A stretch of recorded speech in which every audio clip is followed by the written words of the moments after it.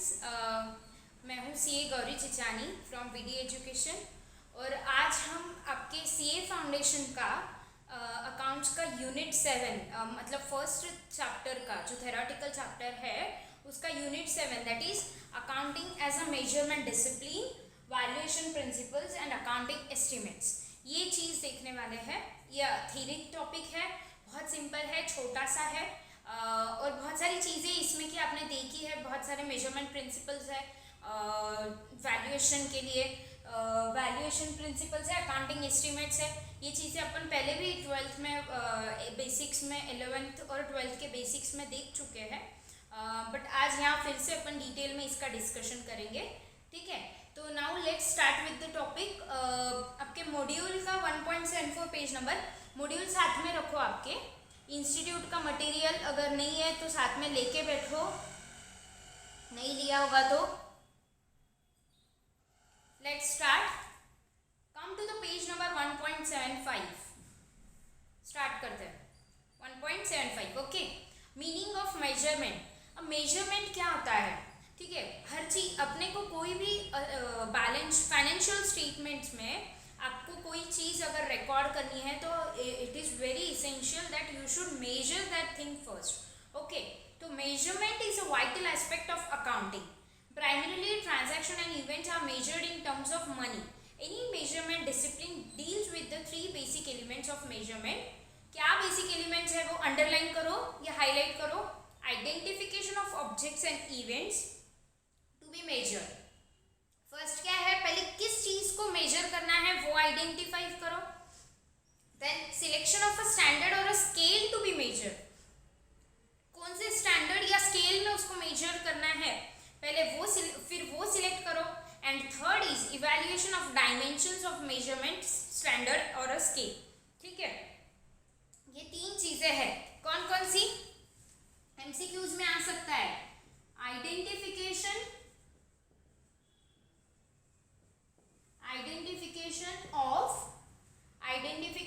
of objects and events, right. पहले किस चीज को मेजर करना है अपने को वो देखना है, objects and events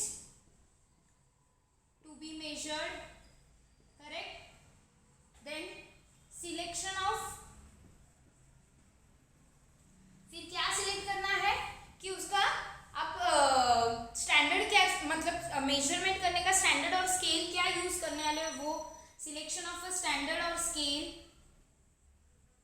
selection of a standard और scale.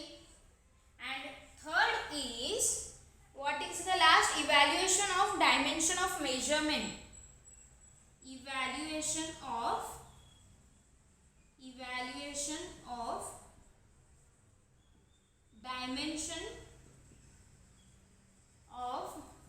Measurement, standard and scale. जो स्टैंडर्ड और स्केल सिलेक्ट किया है उसका डायमेंशन इवैल्यूएट करना। ठीक है, evaluation of dimension of measurement, standard, जो सेकेंड पार्ट में आपने सिलेक्ट किया था वो मेजरमेंट, स्टैंडर्ड और स्केल का डायमेंशन इवैल्यूएट करना है, that is the third part. Okay, ऐसे 3 पार्ट में मेजरमेंट प्रिंसिपल को डिवाइड किया गया है। ओके, हाईलाइट करो, ये नोट डाउन भी करते चलो, रनिंग नोट्स बनाते चलो, आपके लिए बाद में रिवीजन को इजी रहेगा। ठीक है, देन उसके बाद वो बोल रहा है professor R J. Chambers define measurement as a assignment of a numbers to objects and events according to rules specifying the property to be measured, the scale to be used and the dimension of the unit. Chambers accounting evaluation of economic behaviour, Prentice Hall, Englewood Cliff, उनका university का नाम है। वो बस यही बोल रहे हैं कि एक 2 तरीके से, और एक डेफिनेशन है नीचे कोलर का, वो बस 2 तरीके से बोल रहे हैं कि एक तो मेजरमेंट किस तरीके से होता है, जो चीज़ आपको मेजर करनी है उसको आप असाइन कर दो, कोई नंबर असाइन कर दो वो ऑब्जेक्ट या इवेंट को। या फिर सेकेंड चीज is Kohler define measurement as the assignment of a system of ordinal और a cardinal numbers, okay, to the results of a scheme of inquiry or apparatus of observation in accordance with the logical or a mathematical rules। ठीक है, dictionary of accounts. ये है 2 measurement के उन्होंने बताया कि measurement chamber ने कैसा डिफाइन किया है और कोलर ने कैसा डिफाइन किया है। ऑर्डिनल नंबर्स और ordinals are numbers used to denote the position in order to sequence, that is first, second, third, ये होते हैं ऑर्डिनल नंबर्स। और कार्डिनल नंबर क्या होता है, how many times are there, मतलब 1 2 3 4, दैट इज कार्डिनल। तो ये ऑर्डिनल और कार्डिनल का कंसेप्ट किसने डिफाइन किया है, कोलर ने डिफाइन किया है। And Chamber has defined that measurement is as a assignment of numbers to objects and events occurring to the according to the rules specifying the property to be measured. ठीक है, then Chamber's definition has been widely used to judge how far accounting can be treated as a measurement discipline. Yes, of course, क्योंकि collar के definition में तो बस वो ordinal और cardinal जो कि अपने अकाउंटिंग के लिए यूज नहीं होता है, अकाउंटिंग के लिए अपने को प्रॉपर मतलब मेजरमेंट लगता है, वैल्यूएशन लगता है, तो वो चेंबर्स के डेफिनेशन में से अपन निकाल सकते हैं। तो according to that definition 3 elements of measurement are what, 3 elements of measurement, मेरे साथ बोलेंगे फिर से, identification of objects and events to be measured, then selection of a measurement standard और a scale to be used, and evaluation of dimension of a measurement standard और a scale. ठीक है, ये 3 हो गए आपके एलिमेंट्स ऑफ मेजरमेंट। ठीक है, नाउ आगे बढ़ते हैं, ऑब्जेक्ट्स और इवेंट्स टू बी मेजर्ड। सबसे पहला क्या था, ऑब्जेक्ट्स और events to be measured. We have earlier defined accounting as the process of identifying, measuring and communicating economic information to permit informed judgments and decisions by the users of information. So accounting essentially includes measurement of information. Correct. अपन ने first chapter में definition देखा था accounting का, तो accounting उस पे से अपने को क्या पता चला था, अकाउंटिंग को सबसे इम्पोर्टेंट क्या है कि मेजरमेंट होना, मेजरमेंट का इंफॉर्मेशन होना चाहिए। पर्टिकुलर चीज अगर कोई आपको रिकॉर्ड करनी है तो उसको मेजर करने के लिए आपको इंफॉर्मेशन चाहिए। ठीक है, decision makers needs past, present and future information for external users. Generally the past information is communicated. Correct. Upon financial statements to external users को देते हैं, that is past information ना। There is no uniform set of events and transactions in accounting which are required for decision making. ऐसा कोई standard set नहीं है कि accounting में कि जो ऐसा अगर ऐसा कुछ हुआ तो ये डिसीजन लेना है, नहीं, decision differs from person to person, ये सब्जेक्टिविटी आ जाती है यहाँ पे। हर एक का डिसीजन लेने का तरीका अलग होता है, हर एक इंसान फाइनेंशियल स्टेटमेंट्स में कुछ और मतलब कुछ हर कोई अपने अपने पॉइंट्स देखता है, उसके ऊपर से वो डिसीजन लेते हैं। ठीक है, for example in cash management various cash receipts and expenses are the necessary objects and events. Obviously, the decision makers need past cash receipts and expenses data along with the projected receipts and expenses. For giving the loan to a business, one needs information regarding the repayment ability. Of course, investors को क्या चाहिए कि अपने investors आपके past, ठीक है, उनको past information भी लगेगी, but उनको main उनका interest कहाँ रहेगा कि projection, कंपनी फ्यूचर में क्या करने वाली है, इन्वेस्टर वो देखेगा। देन अगर कोई बैंक आपको लोन दे रही है तो बैंक क्या देखेगी कि आपको आपकी रीपेमेंट कैपेबिलिटी क्या है, आप बैड डेट मतलब आप उनका लोन टाइम पे, loan with principal amount with the interest आप टाइम पे रीपे कर पाओगे नहीं कर पाओगे, बैंक वो चीज़ देखेगी। हर एक का पर्सपेक्टिव अलग होता है, इसलिए हर एक के डिसीजंस अलग होते हैं। ठीक है, then this also includes past information, current state of affairs as well as future projections. It may be mentioned that past and present objects and events can be measured with some degree of accuracy, but future events and objects are only predicted, of course not measured. Prediction is an essential part of accounting information. Decision makers have to take decisions about the unseen future for which they need a suitable information. Of course, prediction ये measurement नहीं कर, अपन जो projected balance sheet, projected आपके financial statements जो बनते हैं वो मेजर नहीं होते, that are only the predictions which management think that in future this will happen, but it is not the accurate measurement. अगर आप प्रेजेंट और पास्ट की बात करो तो वो तो भी कुछ डिग्री तक मेजर कर सकते हो, पास्ट इंफॉर्मेशन तो पूरी ही मेजर कर सकते हो क्योंकि जो ट्रांजैक्शन हो चुके हैं उनको मेजर करना काफ़ी आसान है, बट फ्यूचर की चीज़ों को आप मेजर नहीं कर सकते हो, that are only predictions. Okay, then next is standard और स्केल ऑफ मेजरमेंट. ठीक है, सेकेंड पॉइंट क्या था अपना? फर्स्ट था ऑब्जेक्ट्स, आइडेंटिफिकेशन ऑफ ऑब्जेक्ट्स और events to be measure, and ये हो गया अभी आपका फर्स्ट पॉइंट, समझ गया. अब सेकेंड अपन देख रहे हैं सिलेक्शन ऑफ अ स्टैंडर्ड और अ स्केल. ठीक है, in accounting money is the scale of measurement. See money measurement concept अपने देखा है. मनी में अपन अकाउंटिंग मतलब मेजरमेंट का जो स्केल है वो मनी है अकाउंटिंग का. yes, all we know that.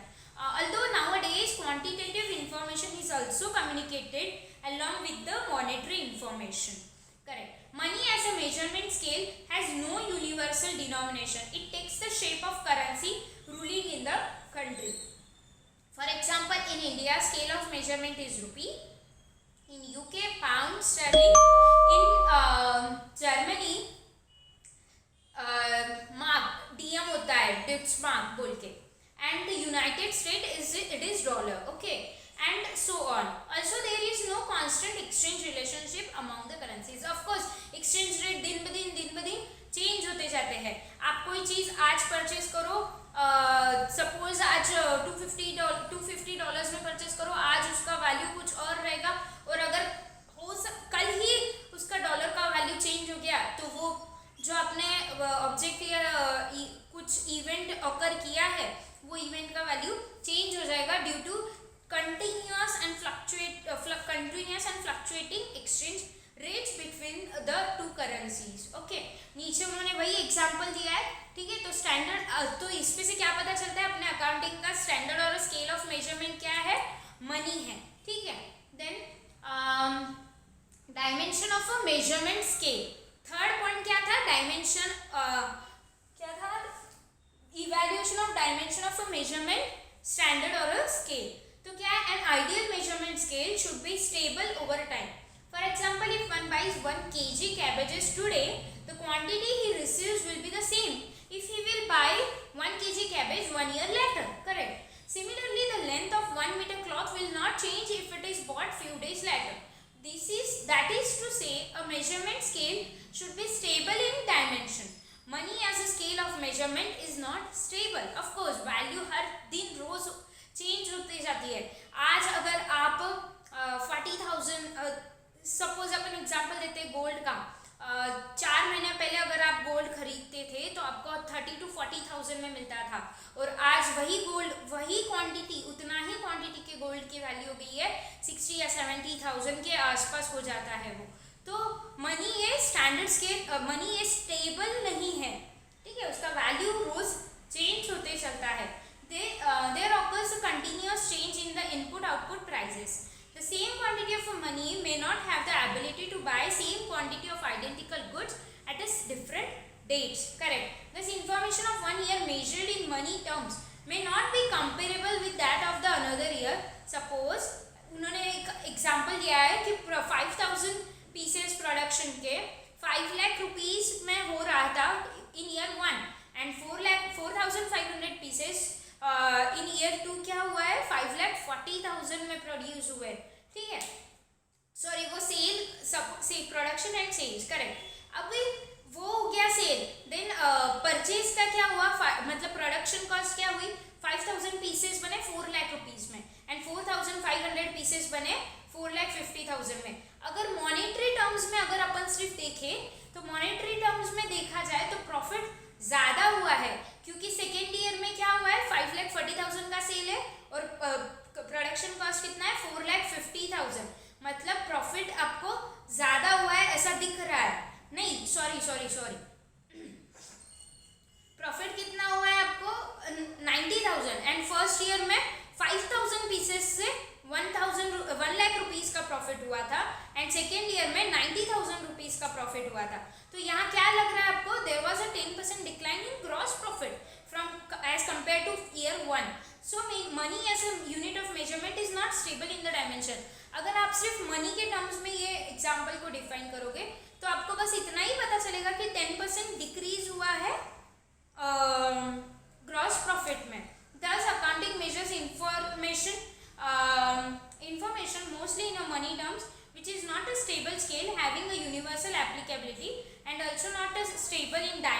for comparison over the time. So it is not an exact measurement discipline. Of course money is not exact. Upon compare नहीं कर सकते एक साल से दूसरे साल को, क्योंकि मनी का value day by day change होता है. टाइम वैल्यू ऑफ मनी आपने देखा ही होगा. तो टाइम वैल्यू ऑफ मनी आज जो 1 रुपये की वैल्यू है वो एक साल के बाद 100% वो 1 रुपये की वैल्यू चेंज हुई रहेगी. ठीक है. Now next is accounting as a measurement discipline. How do you measure a transaction or an event? Unless the measurement base is settled, we cannot progress to record keeping functions of bookkeeping. It has been explained that accounting is meant for generating information suitable for users' judgment and decision. But generation of such information is prepared by recording, classifying and summarizing data. By that process, it measures performance of the business entity by way of profit or loss and shows its financial position. Thus, measurement is an important part of accounting discipline, but a set of theorems governs the whole measurement subsystem. These theorems should be carefully understood to know how the cogs of the accounting wheel work.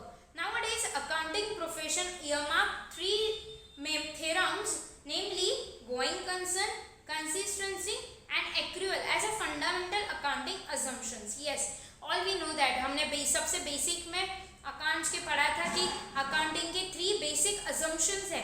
What are these? क्या है? Going concern, consistency and accrual system. ठीक है, ये है accounting के assumptions. That is, these assumptions are taken for granted. Also, while measuring, classifying, summarizing and also presenting, various policies are adopted. Recording, classifying, summarizing and communication of information are also important part of accounting, which do not fall with the purview of measurement discipline. Therefore, we cannot simply say that accounting is a measurement discipline. Okay, but in accounting, money is the unit of measurement. So let us take one thing for granted, that all transactions and events are to be recorded in terms of money. Money only. Correct. Quantitative information is also required in many cases, but such information is only supplementary to monetary information. Though money is not stable, money is not accounting मतलब money, we cannot simply say that accounting is a measurement. मतलब money stable नहीं है, value उसका change होते रहता है, बहुत सारे consequences रहने के बाद भी मॉनेटरी इंफॉर्मेशन ही फाइनेंशियल स्टेटमेंट्स में दी जाती है. अगर आप क्वांटिटेटिव इंफॉर्मेशन देते हो तो that is only the supplementary information along with your monetary information. ठीक है, वो जो 3 assumptions थे उनको हाईलाइट करो.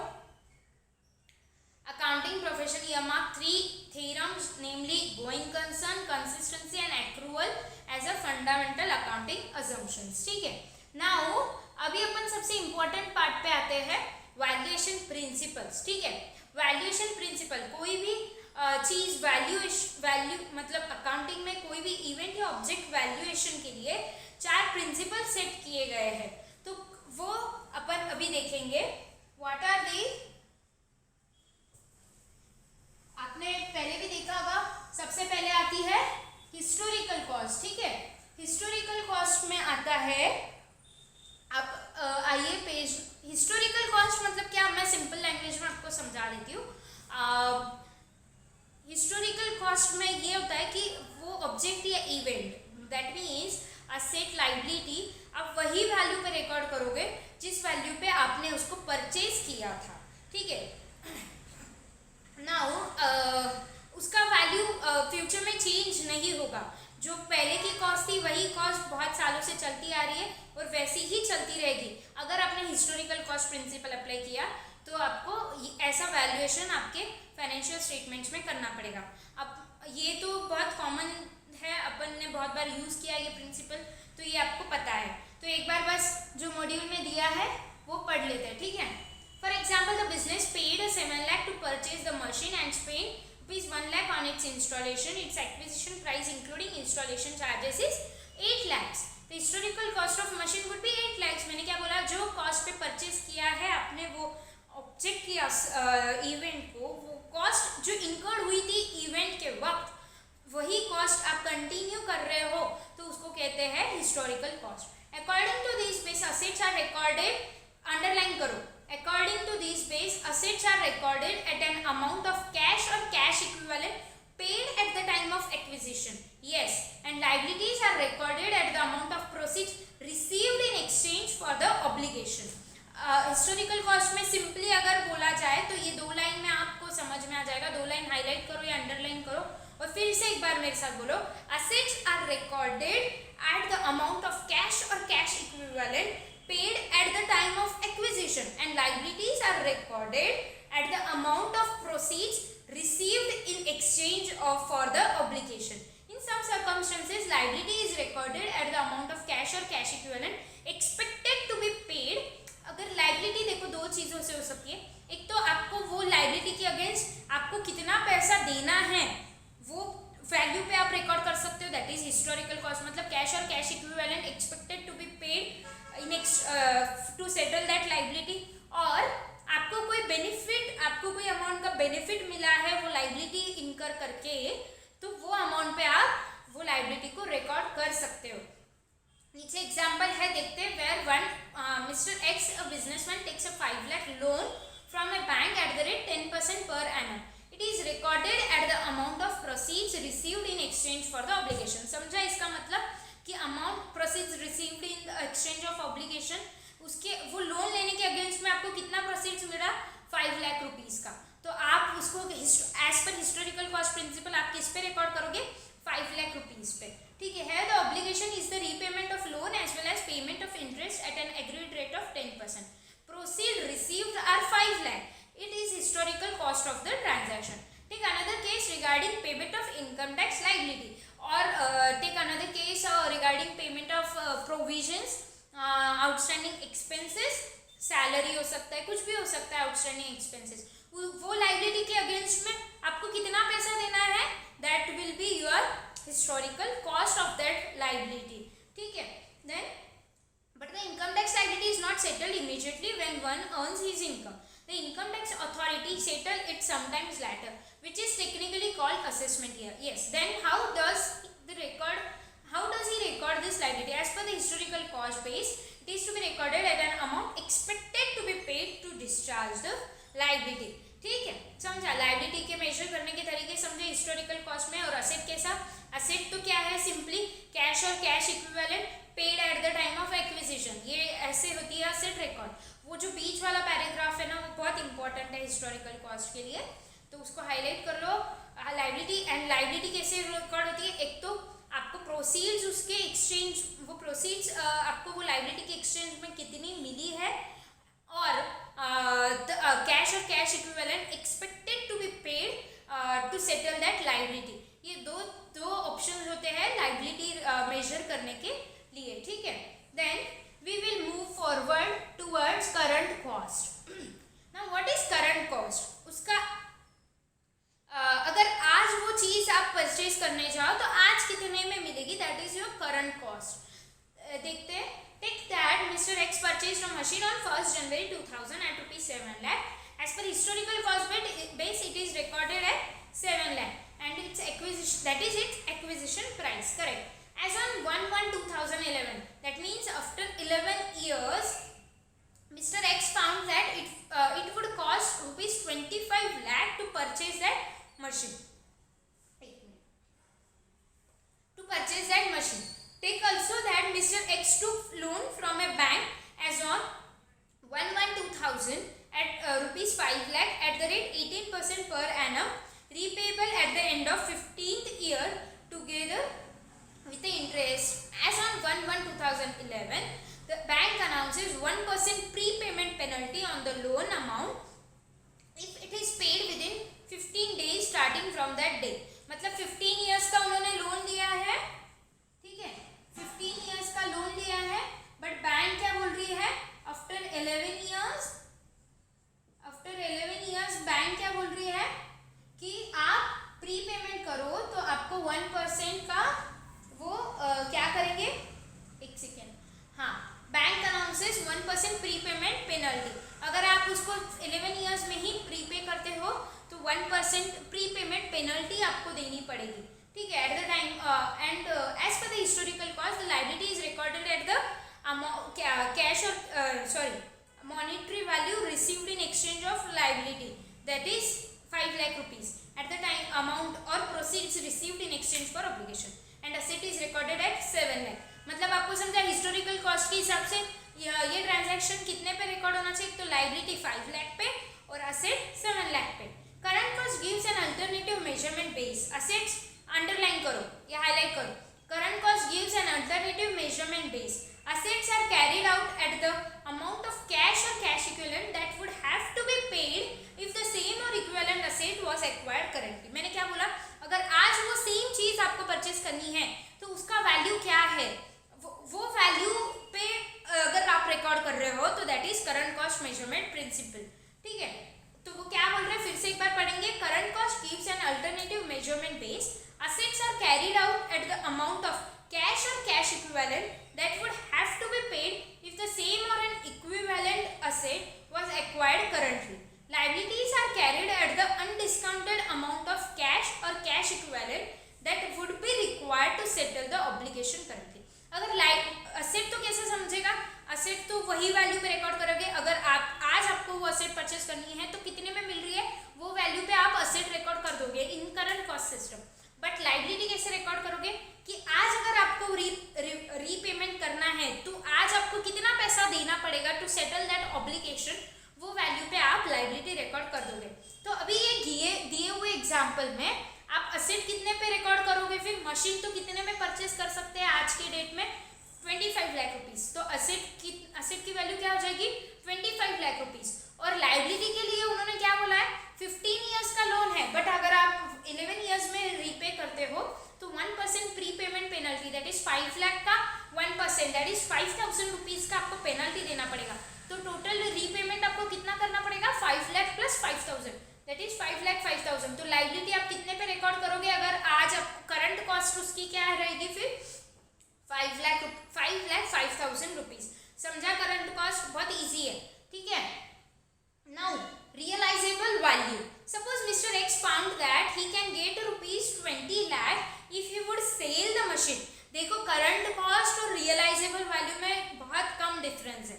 ठीक है, क्यों ऐसा है, क्योंकि करंट कॉस्ट क्या है, अगर आज उसको आप खरीदने जाते हो नया, ठीक है, आज आप उसको क्या करंट कॉस्ट, कंफ्यूज मत होना करंट कॉस्ट और रियलाइजेबल वैल्यू में. इन करंट कॉस्ट और रियलाइजेबल कॉस्ट. ठीक है, रियलाइजेबल कॉस्ट असेट कैसे रिकॉर्ड करोगे करंट कॉस्ट के केस में, अमाउंट नीड टू पे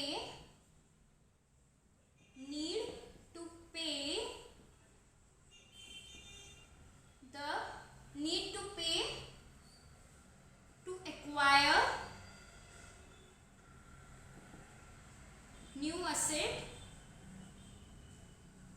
currently, मतलब today as on date, that is as on date. और रियलाइजेबल कॉस्ट में क्या करोगे, अगर आप वो असेट सेल करते हो, amount expected to be received if asset is sold today, that is as on date. ठीक है, समझा. रियलाइजेबल वैल्यू और इसमें क्या डिफरेंस है, करंट कॉस्ट में रियलाइजेबल वैल्यू में आप करंट कॉस्ट में आप एक्वायर करते हो तो क्या अमाउंट पे आपको पे करना है उस अमाउंट पे आपको रिकॉर्ड करना है. But in case of realisable cost अगर आप असेट सोल्ड करते हो तो क्या वैल्यू आएगी, वो रहेगी आपकी रियलाइजेबल कॉस्ट. ये बहुत इंपॉर्टेंट डिफरेंस है करंट कॉस्ट और रियलाइजेबल कॉस्ट में. कंफ्यूज मत होना. करंट कॉस्ट में एक्वायर अगर आप एज ऑन डेट एक्वायर करते हो तो वो मशीन का वैल्यू क्या है वो रिकॉर्ड करते हैं, एंड रियलाइजेबल वैल्यू में अगर आप वो असेट आज सेल करने जाओ तो क्या अमाउंट पे आप सेल करोगे वो रिकॉर्ड करते हैं. लगा तो ये नोट डाउन कर लो. हो गया, पॉज करके कर लो वरना मैं आगे बढ़ रही हूँ. पॉज कर लो नहीं तो लिख ही लो.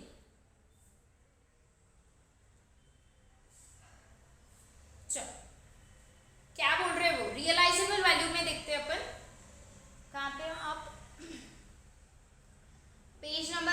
1.78 पे realizable value. Suppose Mr. X found that he can get 20 lakh if he would sell the machine purchased on 1/1/2000, paying rupees 7 lakh, and which would cost 25 lakh in case he would buy it currently. Take also that Mr. X found that he had no money to pay off the bank loan of rupees 5 lakh currently. ठीक है, तो वो क्या बोल रहे हैं कि mister x को पता चला है कि अगर वो असेट वो सेल करते हैं जो उन्होंने 2000 में 7 लाख रुपीस में परचेज की थी, तो उसका वैल्यू आज हो गया 20 लाख रुपीस, तो वो रियलाइजेबल वैल्यू हो गया। और अगर उनको नई एसेट परचेज करनी है तो उसका वैल्यू क्या है 25 लाख रुपीस, तो वो हो गया current cost of that asset. ठीक है, as per realisable value underline और हाईलाइट करो। As per realisable value assets are carried at the amount of cash or cash equivalent that could currently be obtained by selling the assets in an orderly disposal. Haphazard disposal may yield something less.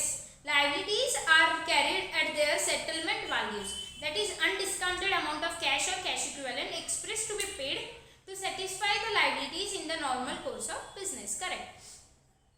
वो क्या बोल रहे हैं कि normal cell अगर आप asset का करते हो तो वो मतलब एक साउंड ट्रांजैक्शन होना चाहिए, अपन क्या बोलते हैं उसको, आर्म्स लेंथ ट्रांजैक्शन होना चाहिए।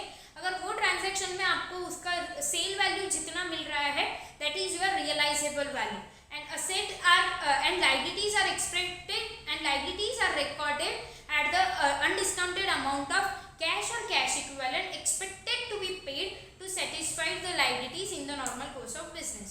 So the machine would be recorded at 20 lakhs, the realizable value in orderly sale, while the bank loan should be recorded at rupees 5 lakh, the settlement value in the normal course of business. ये हो गया आपका realizable value. ठीक है, समझा, clear हुआ? Then present value. Suppose we are taking as on 1/1/11. Take it as a time for reference. Now think the machine purchased by Mr. X can work for another 10 years and is supposed to generate cash at the rate 1 per lakh per annum. Also take that bank loan of rupees 5 lakh taken by Mr. X is to be repaid on 31st December 2015. Annual interest at rupees 90,000. As per the present value, asset is carried at the present discounted value. Underline करो, highlight, underline करो. As per the present value, asset is carried at the present discounted value of the future net cash inflows. Very important. Asset क्या, asset कौन से value पे record करते हैं?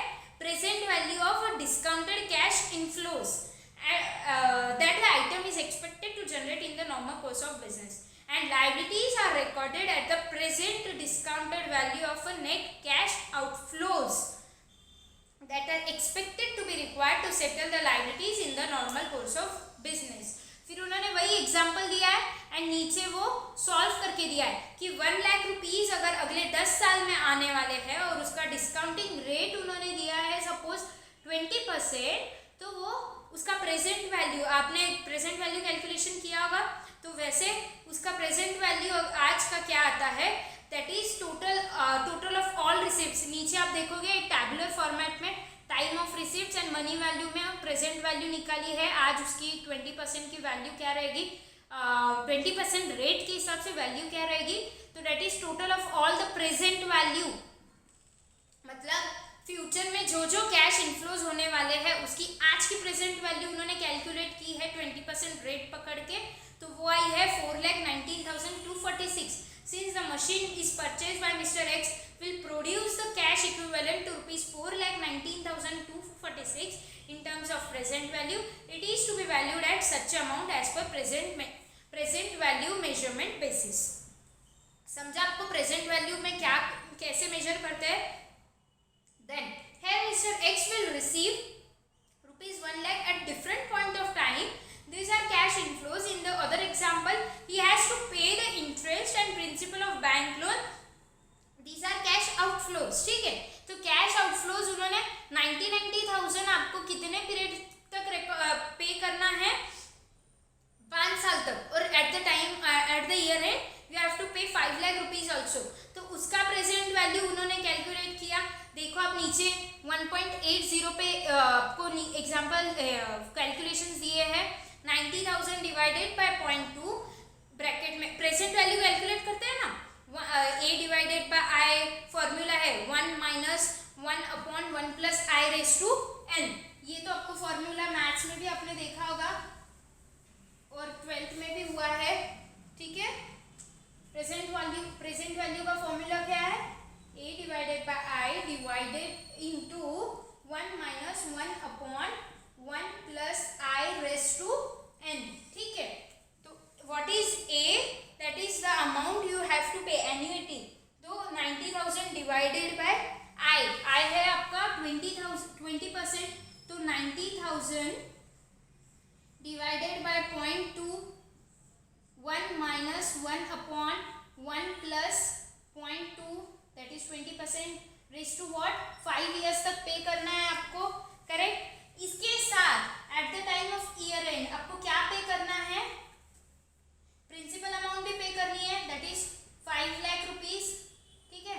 तो 5 lakh divided by 0.2 आई का 0.2, इसका 5 लाख का प्रेजेंट वैल्यू निकाल रहे हैं, मतलब अपन 1 माइनस 1/1 प्लस 0.2, ठीक है, and raise to 5। After 5 years करना है ना ये, तो उसका आज का वैल्यू क्या रहेगा, तो वो उन्होंने कैलकुलेट किया है, दैट इज 4,70,000 4,70,094 रुपीज, ठीक है। ये आपने मैथ्स में भी देखा है, इसलिए मैं डिटेल में नहीं ले रही हूँ इसको, बस आपको बता रही हूँ कि लाइबिलिटी उन्होंने कैसे कैलकुलेट की। Annual interest plus principal amount at the year end, ठीक है। तो 4,70,000 की आ गई लाइबिलिटी। तो आप प्रेजेंट वैल्यू के केस में लाइबिलिटी रिकॉर्ड करोगे, that 4,70,094 rupees, that is discounted, क्या बोलता है उसको, discounted present value of net cash outflows. और असेट को किस वैल्यू पे रिकॉर्ड करोगे, discounted present value of net cash inflows, ठीक है। तो thus we get the measurement as on 1/1/2011 as अलग अलग बेसिस में दिए, देखो उन्होंने, अपन भी बनाएंगे वो कॉलम, बहुत इजी है, समझ में आया ना आपको। हिस्टोरिकल कॉस्ट, ठीक है, पहली आती है हिस्टोरिकल कॉस्ट, देन अपन ने देखे थे current cost, correct, current cost, then देखे थे रियलाइजेबल कॉस्ट, ठीक है, थर्ड देखे थे रियलाइजेबल कॉस्ट, एंड फिफ्थ देखे थे present value cost, present value. ये हो गए थे आपके 4 वैल्यूएशन प्रिंसिपल्स। अब इसमें वो असेट जो परचेज की थी, हिस्टोरिकल कॉस्ट पे तो उसने 7 लाख पे परचेज की थी, तो असेट आ गई थी यहाँ पे 7 लाख रुपीस की। करंट कॉस्ट उसकी, मतलब अगर वो आज 2011 में परचेज करने जाता है, तो 2011 में उसकी कॉस्ट क्या थी, 25 लाख रुपीस। अगर आज उसको सेम असेट परचेज करनी है, तो how much he has to pay, 25 lakh rupees. तो उसका करंट कॉस्ट क्या आ गया, 25 लाख रुपीस। और रियलाइजेबल कॉस्ट के केस में, अगर आज वो असेट, मतलब 2011 में आज वो अगर वो असेट सेल करने जाता है, तो उसका वैल्यू उसको कितना मिलने वाला था, दैट इज 20 लाख रुपीस। तो रियलाइजेबल कॉस्ट क्या हो गई उसकी, 20 लाख रुपीस। और प्रेजेंट वैल्यू तो अपन ने कैलकुलेट की थी, present value of discounted cash inflows, that is 4,19,246, वो कैलकुलेट किया था, तो वैसा 4,19,246 रुपीज का अपन उसको प्रेजेंट वैल्यू पे रिकॉर्ड करेंगे असेट को।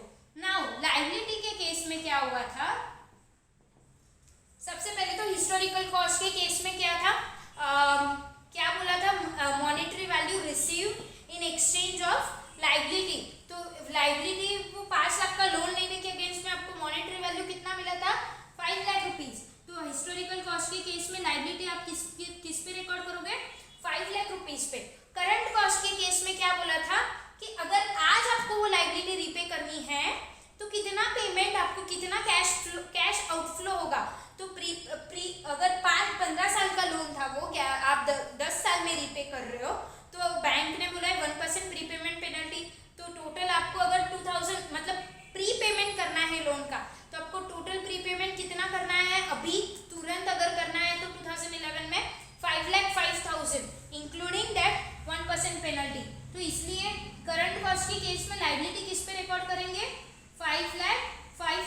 में।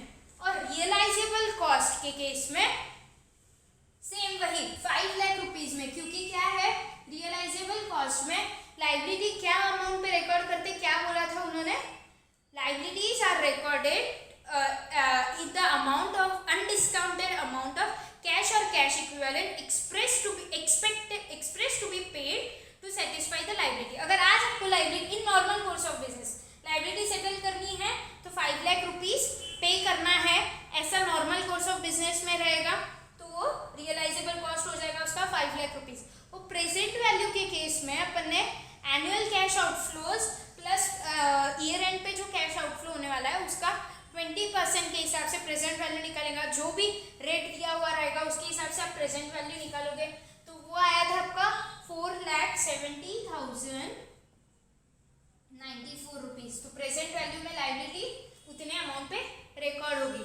ये समझ में आ रहा है, ये सबसे मेन कोर पार्ट था ये चैप्टर का, समझा?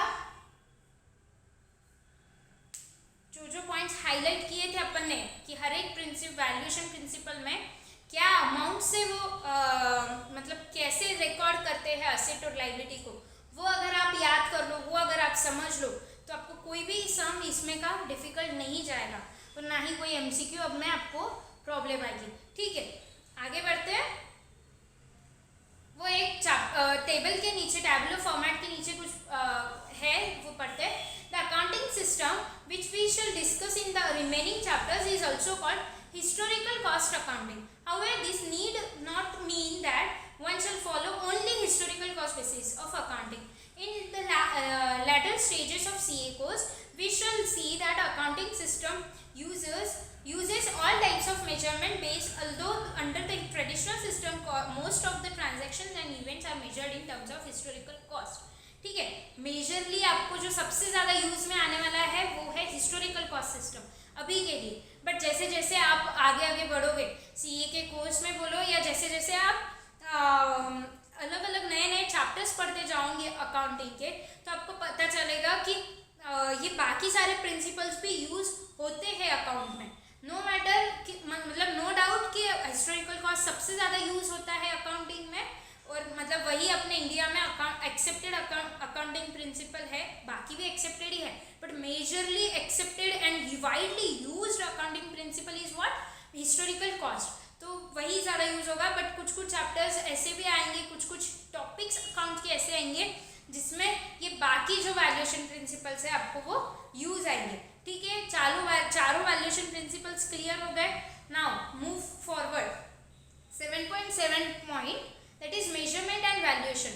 Value relates to the benefits to be derived from objects, abilities or ideas. To the economist, value is the utility, that is satisfaction of an economic resources to the person contemplating or enjoying its use.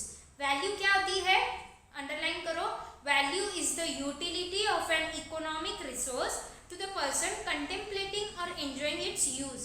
In accounting, to mean value of an object, abilities or ideas, a monetary surrogate is used. Surrogate is used. This is to say value is measured in terms of money. Suppose an individual purchased a car paying rupees 2,50,000. Its value lies in the satisfaction to be derived by the individual using the car in future.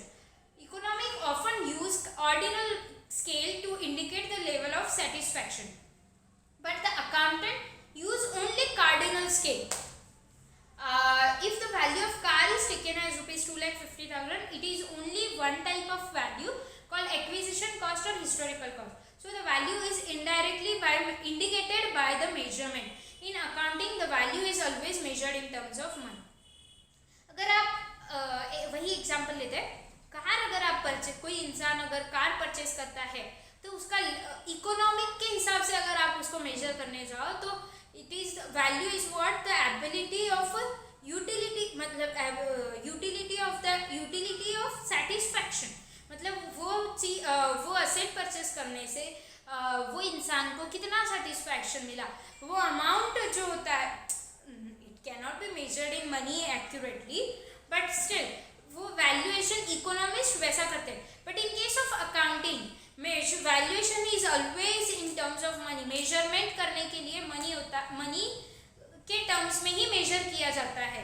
तो वही वो बोल रहे हैं कि measurement and valuation में क्या difference है. Measurement is used in accounting terms and valuation is used in as per the economist. Valuation आपको पता है इकोनॉमिस्ट के हिसाब से कोई भी चीज उसका सेटिस्फैक्शन कितना देता है वो भी कंसिडर करते हैं economist eight the time of valuation of that particular thing और ऑब्जेक्ट और इवेंट.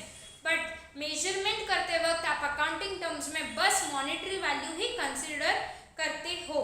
ठीक है, नॉन मॉनेटरी टर्म्स अपन अकाउंटिंग के वक्त कंसिडर नहीं करते हैं. ठीक है. Now last point is accounting estimates. Earlier in this unit we have learned how to measure a transaction which had already taken place and for which either some value or a money has been paid or some valuation principles are to be adopted for their measurement. Of course अपन ने अभी ये तो सब देख लिया कि जो transaction हो चुके या जो हो रहे हैं उनको कैसे मेजर किया जाता है. बट मैंने बोला जैसे प्रेडिक्शंस करने पड़ते हैं फ्यूचर में. अकाउंटिंग में ऐसे भी कुछ आइटम्स होते हैं जिनके लिए प्रेडिक्शंस करने पड़ते हैं, एस्टिमेट्स लगाने पड़ते हैं, अजम्पशंस करने पड़ते हैं. तो वो फ्यूचर इवेंट्स के लिए जो फ्यूचर इवेंट्स के लिए जो फ्यूचर इवेंट्स के वैल्यूएशन में जो चीज कंसिडर होती है दैट इज अकाउंटिंग एस्टिमेट्स. तो वो थे but there are certain items which have not but there are certain items which have not occurred, therefore cannot be measured using the valuation principle. Still they are necessary to record in the books of account. For example, provision for doubtful dates. For such an item we need some value. In such a situation reasonable estimates based on the existing situation and past experiences are made. The measurement of certain assets and liability is based on the estimates of certain uncertain future events. Underline करो. The measurement of certain assets and liability is based on estimates of uncertain future events. कुछ asset और liabilities अपने को ऐसे भी record करने पड़ते हैं जो कैसे फ्यूचर इवेंट का जो अनसर्टन है उनके एस्टिमेट्स पे डिसाइड होते हैं. As a result of the certain uncertainties inherent in the business activities, many financial statement items cannot be measured with the precision but can only be estimated. Therefore, the management makes the various estimates and assumptions of assets, liabilities, incomes and expenses as on date of preparation of a financial statements. Such estimates are made in connection with the computation of depreciation, amortization and impairment losses as well as accrual, provision and employee benefit obligation. Also, estimates may be required in determining the bad debts, useful life, residual value of an item of plant and machinery and inventory obsolescence. अपन ने देखा था, मतलब आप देखे होंगे fixed asset के case में आपको यूजफुल लाइफ जो है वो भी एक एस्टिमेट है. देन बैड डेट्स आप जो रिकॉर्ड करते हो that is also estimate. That वो सर्टन नहीं होते, वो एस्टिमेट होते हैं कोई अनसर्टन फ्यूचर इवेंट के. ठीक है. Then residual value plant and machinery की जो आप यूज करते हो at the time for calculating depreciation, it is also a estimate. वो फाइनल नहीं है, जरूरी नहीं है कि जो आपने एस्टिमेट किया वही वैल्यू आपको मिलने वाला है, गारंटीड नहीं है. बट आप एक कोई रीजनेबल एश्योरेंस लेके या रीजनेबल बिजनेस प्रिंसिपल अप्लाई करके आप वो एस्टिमेट निकालते हो.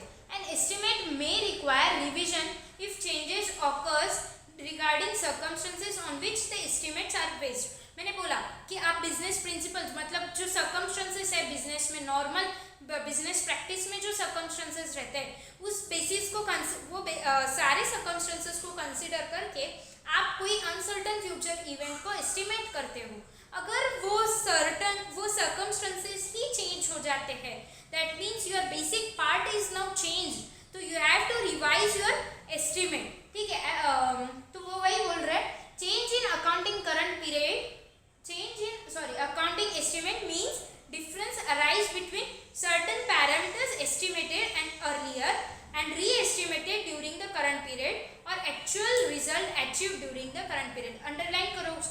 हाईलाइट करो। Change in accounting estimate means difference arises between certain parameters estimated earlier and re-estimated during the current period or actual result achieved during the current period। एक तो change accounting estimates में change क्यों आ सकता है, क्योंकि दो चीज़ों के वजह से।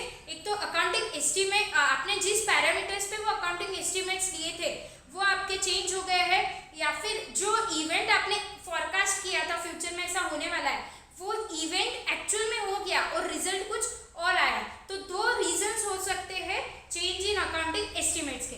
नाउ फॉर एग्जांपल, नीचे उन्होंने एग्जांपल्स दिए हैं। For examples of such situation where in accounting estimates are needed can be given as follows. ठीक है, a company incurs expenditure of ₹10 lakh on development of patent. Now the company has to estimate that for how many years the patent would benefit the company. This estimation should be based on the latest information and logical judgment. Of course, estimation के लिए बहुत सारी आपको information भी लगती है, circumstances की आपको study करनी पड़ती है, तब जाके आप एक reasonable और viable estimate कर सकते हो। Second example, a company dealing in a long-term construction contracts uses the percentage of completion method for recognizing the revenue at the end of accounting year. Correct. Construction contracts के लिए method क्या है, revenue recognition की percentage of completion method. Under this method the company has to make the adequate provision for unseen contingencies which can take place while executing the remaining portion of the contract. Since provision for unseen contingency requires estimation, there may be a excess और a short provisioning which is to be adjusted in the period when it is recognized.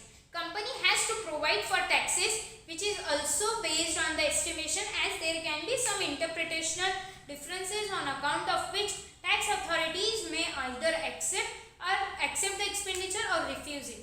This will ultimately lead to different tax liabilities. Of course estimation her company के estimation में subjectivity आ जाती है, क्योंकि आपको बहुत सारे सर्कमस्टेंसेस कंसिडर करने पड़ते हैं, बहुत सारे अजम्पशंस मतलब अजम्पशंस को कंसिडर करना पड़ता है, और अजम्पशंस तो हर इंसान के अलग हो सकते हैं। तो ये हो सकता है कि आपने जो एस्टिमेट किया है उसमें कुछ शॉर्टेज या एक्सेस हो जाए, बट एस्टिमेट कुछ इवेंट्स के लिए करना ज़रूरी होता है। जैसे अपन ने एग्जाम्पल्स देखे, तो एस्टिमेट को कंसिडर करने के चेंज, फिर वो चेंज होते हैं, वो भी देखा अपन ने चेंज के रीज़न क्यों है। तो चेंजेस जो होते हैं वो बाद में eight the time of year and और एक्चुअल इवेंट अगर वो ऑकर हो जाए तो वो चेंजेस एडजस्ट किए जा सकते हैं वो अकाउंटिंग पीरियड के लिए। But for the time being you have to make a estimate for a certain asset, liabilities, expense, income, चारों के लिए ठीक है करने पड़ते हैं at the time of preparation of financial statements. समझा एस्टिमेट्स?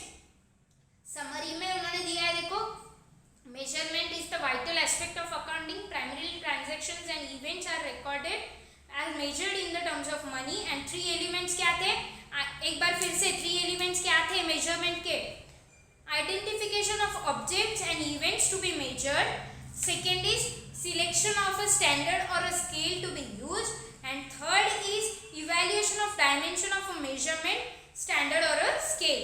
और उसके बाद 4 वैल्यूएशन प्रिंसिपल्स थे, कौन कौन से, historical cost, current cost, realisable cost, and last is present value. ठीक है, हिस्टोरिकल कॉस्ट में असेट किस पे रिकॉर्ड करते हैं, जो वैल्यू जो क्या पैसे आपने दिए हैं। मैं सिंपल लैंग्वेज में बोल रही हूँ अभी, एक बार 4 वैल्यूएशन प्रिंसिपल रिवाइज करेंगे। हिस्टोरिकल कॉस्ट में आप किस वैल्यू असेट किस वैल्यू पे रिकॉर्ड करते हैं, वो असेट एक्वायर करने के लिए आपने कितने पैसे दिए, वो वैल्यू पे वो उसकी हिस्टोरिकल कॉस्ट होगी।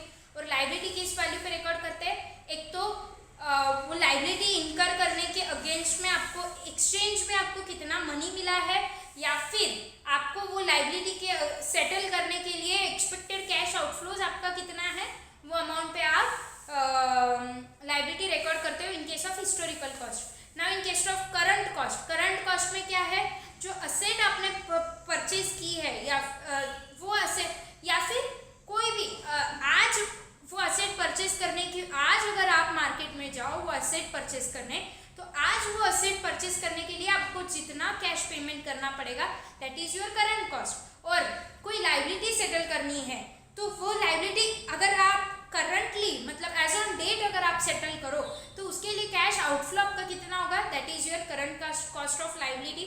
Now realisable value, realisable value में क्या होता है, असेट जो आपने परचेस की है वो अगर आज आप सेल करने जाओ, करंट कॉस्ट में क्या है, अगर वैसी ही सेम असेट अगर आप आज परचेस करने जाओ तो क्या वैल्यू है। और रियलाइजेबल वैल्यू के केस में क्या है, अगर जो असेट आपने परचेस किए वो अगर आप सेल करने जाओ तो क्या वैल्यू आपको मिलेगा, क्या पैसे, कितने पैसे आपको मिलेंगे, that is your realisable value. And liability के केस में liability normal course of business में सेटल करने के लिए कितना कैश फ्लो होगा, कैश आउटफ्लो होगा, that is your realisable value of that liability. Present value तो पता है, present value future, present value in case of asset is what, discounted present value of a net cash inflows, asset के case में net cash inflows, and liability is recorded at a discounted present value of net cash outflows. आपके net cash outflows की आज की present value कितनी है, that is your present value of liability. और जो आपको फ्यूचर में कैश इनफ्लोज होने वाले हैं उसकी आज की प्रेजेंट वैल्यू कितनी है, that is your present value of asset. ठीक है, ये हो गया आपका चारों valuation principles. Then accounting estimates देखा था और मेजरमेंट एंड वैल्यूएशन देखा था, जो इकोनॉमिस्ट और अकाउंटेंट के हिसाब से अलग अलग होते हैं। ठीक है, नाउ अपना यहाँ पे ये टॉपिक भी खत्म हो गया। थ्योरी चैप्टर है, छोटा है, बहुत इजी है, ऑप्शन में मत रखना प्लीज। बहुत सारे कंसेप्ट आपने बेसिक देखे हैं 11th में या 12th में कहीं देखे हैं, तो ये चैप्टर्स आपको फुल मार्क्स दे सकता है, ऑप्शन में मत रखना। बस ये एक बार थ्योरी चैप्टर होने के बाद एक बार थ्योरी प्रॉपरली स्टेबल माइंड से 3 बार रीड करना। ठीक है, बस 3 बार रीड करो आप, आपको ये थ्योरी का कोई भी पॉइंट ऐसा नहीं रहेगा जो आपको आंसर करते नहीं आएगा। ठीक है, तो थ्योरी है बोल के ऑप्शन में मत छोड़ना please. I request you to read this topic 3 times at least before exam. 3 times आप रीड करो। एक तो अभी आप कर लो तुरंत, अभी अपना चैप्टर लेक्चर होने के बाद तुरंत एक बार रीड कर लो, और एग्जाम से पहले 3 बार तो भी रीड करो, ताकि आपको बहुत इजी, एक तो आपको सब पता है ये टॉपिक में क्या है, आपके सारे प्रिंसिपल्स आपको पता है, सारे बेसिक कंसेप्ट आपको पता है, बस एक बार रिवाइज करना है। वही टर्म्स, कुछ छोटे छोटे पॉइंट्स जो होते हैं माइनर पॉइंट्स, वो छूट ना जाए, इसके लिए बस रिवाइज करो एंड यू विल, मतलब आपको ये चैप्टर में 100% कवरेज हो जाएगा। ठीक है, तो यहाँ रुकते हैं आज के लिए। Thank you friends.